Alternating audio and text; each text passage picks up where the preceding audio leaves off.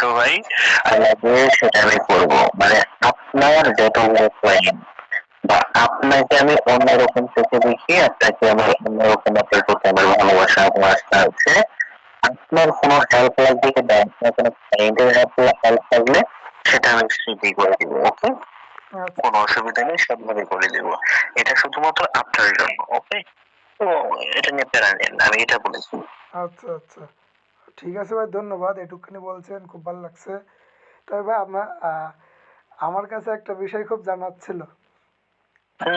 বলেন। আমার তো বলা যায় ব্যক্তিগতভাবে আপনার দুটা জিনিস খুব ভাল লাগে, যেটা সত্যি কথা বলতে। এক হচ্ছে আপনার যে ভয়েস ওভার, যেটা বুঝতে পারলেন। হুম।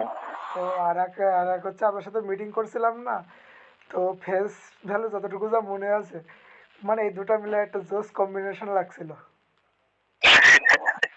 তাই না? ওই আপনারও তো কি আর বলবো ভাই, আপনাকেও ভালো লাগে। তবে আমার একটা বিষয় জানার ইচ্ছা হচ্ছে, আমাকে এত ভালো লাগার কারণ কি?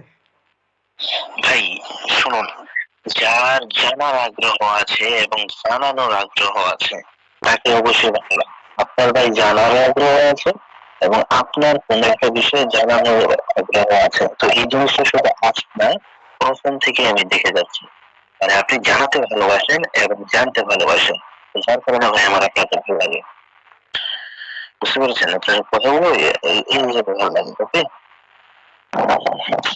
আচ্ছা আচ্ছা, তো ঠিক আছে ভাই। কারণ আপনি মানুষের পাশে ভাই সৎভাবে থাকতে চান, মেন কথা যেটা।